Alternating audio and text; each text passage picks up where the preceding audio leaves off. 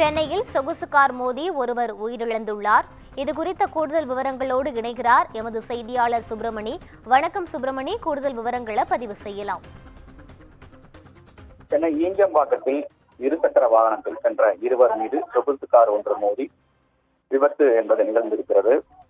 இந்த விபத்தில் பைக்கில் பயணம் செய்த கிருஷ்ணமூர்த்தி என்பவர் சம்பவ இடத்திலே உயிரிழந்திருக்கிறார். மற்றொருவர் படுகாயத்தோடு மருத்துவமனையில் அனுமதிக்கப்பட்டிருக்கிறார். விபத்தை ஏற்படுத்திய சொகுசு கார் ஓட்டிய நபரை நீலாங்கரை காவல்துறையினர் கைது செய்து விசாரணை மேற்கொண்டார்கள். இந்த விபத்தை ஏற்படுத்திய நபர் தப்பியோட முயன்ற போது பொதுமக்கள் அவரை பிடித்து போலீசாரிடம் ஒப்படைத்திருக்கிறார்கள். அது மட்டுமல்லாமல் கார் கண்ணாடியை பொதுமக்கள் அடித்து நொறுக்கியிருக்கிறார்கள்.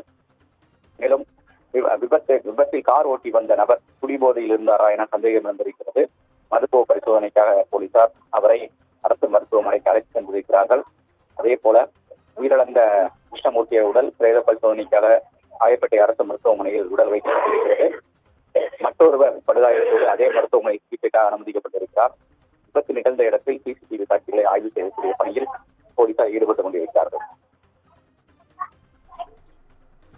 விவரங்களை வழங்கியமைக்கு நன்றி சுப்பிரமணியன்.